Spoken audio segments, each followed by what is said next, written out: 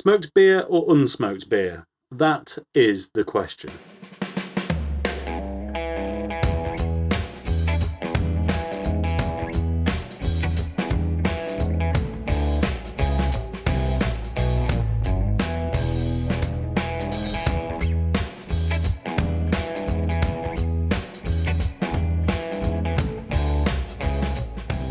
Hello and welcome back to the channel, and yes, that's right, today we've got a beer from Schlenkerla.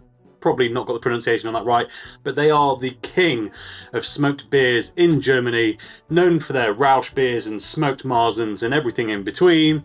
But this, well, may or may not be a smoked beer.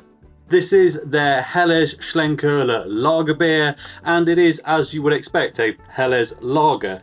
Allegedly not smoked in the same way that a lot of their other beers are definitely smoked beers, but at the same time it is made in the same place and does acquire a little bit of that smoky goodness just due, I guess, to the atmospheric conditions it is produced in. It is a Helles coming in at 4.3%, which, whilst not unreasonable, is maybe just a touch on the tame side, but in general, Schlenkerla produce very good things indeed, but that does normally depend on that incredible, well, smoked beer style. So this is definitely going to be interesting. Before we break into it, here is a quick look at the bottle, and as always, Schlenkerla in with, well, just a frankly brilliant bit of design. All of their bottles look pretty much the same, they just change the colourways on them. There is a big old label on the back there, but it is all in German, so probably not much point looking at that too deeply for us. But yeah, it does look very nice indeed. Oh, and the bottle caps on Schlenkerla are always pretty nifty as well, look. Little guy having a beer.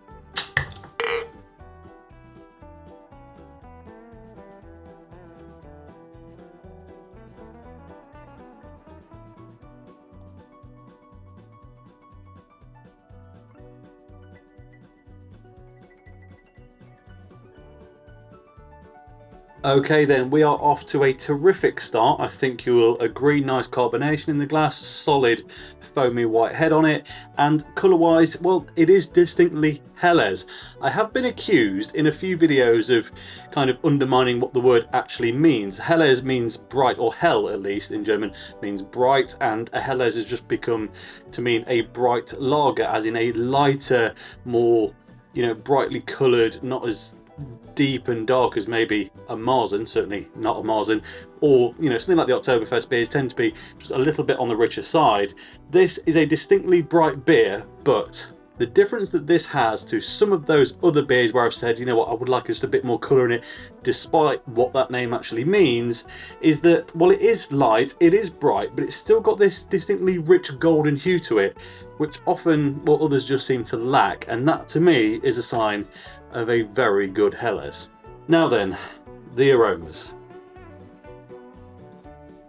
That smells fantastic. Really rich, big, bready, German malt, exactly what you would expect. But then, as soon as you open your nostrils just a touch further, this is like, you know that smell on your clothes after you've been stood next to the barbecue or a bonfire, but not as intense, like if you've left your clothes outside for a day and then gone back to them, like that. Like this really subtle, not overpowering, but distinctly burnt, toasty thing just sits right deep down in there. I don't think it's going to taste especially smoky, but I'm expecting a nice little just tip of the hat to the Schlenkerla origins in the back of this beer. It is delicious. It smells absolutely gorgeous. Not a huge amount of hop coming through, I have to say, on the nose. It is all malt forward, but actually the longer I leave my nose in there, the more and more attuned I'm becoming to that slightly smoky experience that you would expect from a Schlenkerla. So yeah, I mean, it's a double thumbs up so far, but now the real test. What does it taste like? Cheers. Oh, whoa, ooh, beer doesn't make me make that sound very often. That is, look, the second I read 4-ish%, low 4% Helles, I thought, all right, it's going to be a solid, everyday German beer, probably nothing to get excited about. That is packing a punch. They may not describe this as a smoked beer or a smoked lager or a whatever they want to call it, but it is. Like, I know technically it's not, as in the ingredients, the malt that went into this wasn't smoked malt, but it has spent so much time clearly lagering away, incidentally, in the caves underneath the brewery. That's legit, that still happens, which is impressive on its own. And it spent so much time down there, I imagine, with other smoked things, that it has just taken that flavour on in droves. And whilst it might not be as punchy in that respect as many of their other beers, wow, there's no getting away from it. It's there in droves, and the rest of the beer, interestingly, is nowhere near as malt forward as the Aroma would have had us believe. It's got a lot going on. It's packing a real punch. It's bitter. It's tingly. It's still bready and malty. It's just, there's everything in there.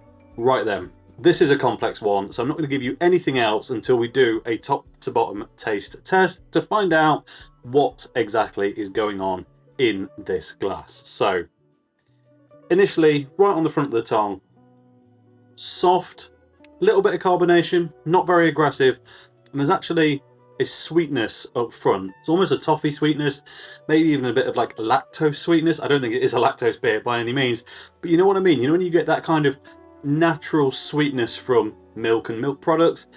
It's really soft, it's really slick, but not particularly sweet. Well, yeah, that kind of thing. Very nice, very inoffensive. Doesn't really give you much of an impression of what's to come. And speaking of what's to come, well, that kind of first third of the tongue, it is quite strong, spiky, prickly carbonation, dancing around like mad. And you get this, what I guess is hop bitterness and almost like citrus bitterness, but it never quite comes to actually being like, oh yeah, that tastes like a citrus fruit. It's just the kind of the spike that you would get from citrus fruit without any of the actual flavour, if that makes any sense. It's really quite pokey. And still, on that first third of the tongue, there is no indication whatsoever that this might even have been anywhere near a smoked beer. But of course, that is about to change. On the mid palate, actually, despite what I just said, still relatively just kind of quite hoppy lager, but without the hop flavour. This time, it's still quite bitter, but it's got a bit more of a grassy note. It's just hyper refreshing, really. That first, you're nearly at the back of the tongue now, and it's still just very good quality, but ultimately a little bit one-dimensional lager. However, back of the tongue, taste buds start to pick up on some bigger, sweeter notes. The malt comes in. It's not too much. It's not overly sweet. It's bready. It's good bread. It's not sweet bread. It's not fancy bread. It's just a decent loaf, if you know what I mean. It's not exceptional. It's not bad. It's just properly decent. And with that, you start to get this idea of a little bit of spice, a little bit of heat. It's not quite evident what it is, maybe a bit nutmeggy in places, and it shifts the entire position of the beer on its head.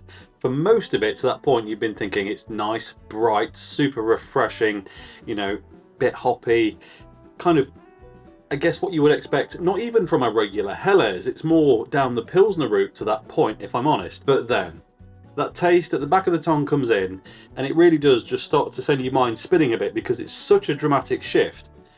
And then the aftertaste really is where this all plays out and kicks off, as it does with many Helles styles and other lagers, because there's another big punch of bitterness. It was relentless on that front. It's not high IBUs, high actual bitterness units, but it just keeps coming back again and again and again.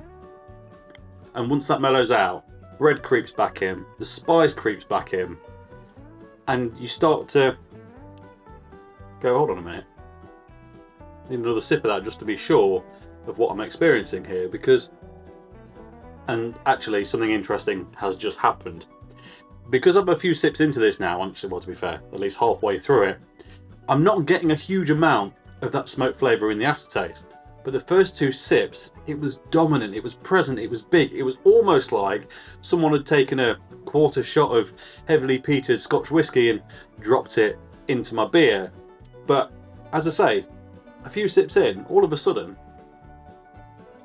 I can tell there's this drying, almost kind of like secondary bitter experience. There is distinct hop bitterness in this, but there's also that bitterness you get from char, from, well, burnt food effectively. It's got that kind of, yeah, that drying layer of bitterness that's just distinctly different. It's charcoaly in effect, but it's really subtle now. It's really soft. I'm not actually able to pick it up enough to give you a proper representation of it, but I assure you, in the first few mouthfuls, it is there in absolute droves. So, what do I think of this beer overall then? In general, this review has been very positive, but I do think this beer isn't without some flaws. Now, it's so different that it's hard to say, actually, if they just changed this, it would have been better, or just changed that, would have been better.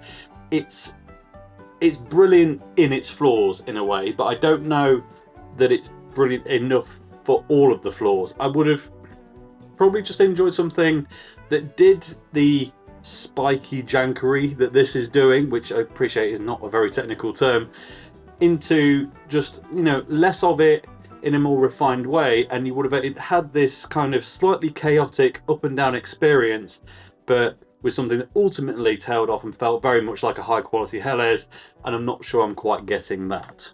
But I need another couple of sips on my own without waffling on about it to be absolutely certain. So it really is a funny old thing, this.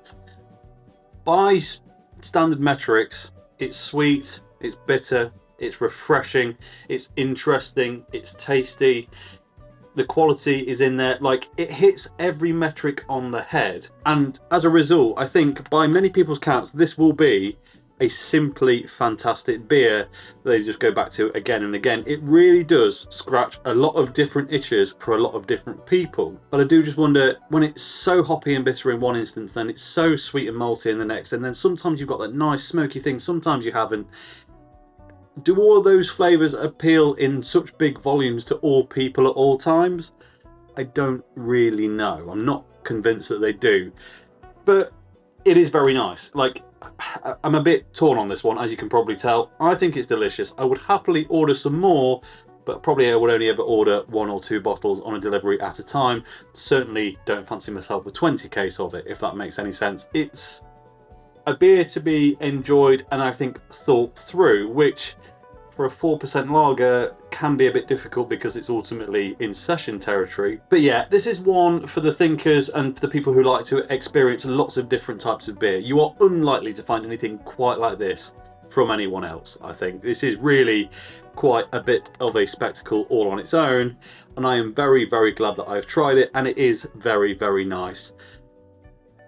But yeah, something about it just made it not quite incredible for me all the time, and I don't really know what it is. So I'm going to stop waffling now. That is my review of it. It's fantastic, but I'm not sure it's fantastic in every situation. Although the same could be said for lots of different beers, and maybe right here, right now, just isn't its optimum situation. But that said, I've had a really nice time drinking it overall. And that then is enough waffling, and I'm going to leave it there. So as always, thank you very much for watching. If you enjoyed this video, please like it. If you haven't already, subscribe if you would be so kind, and I'll catch you next time. Cheers.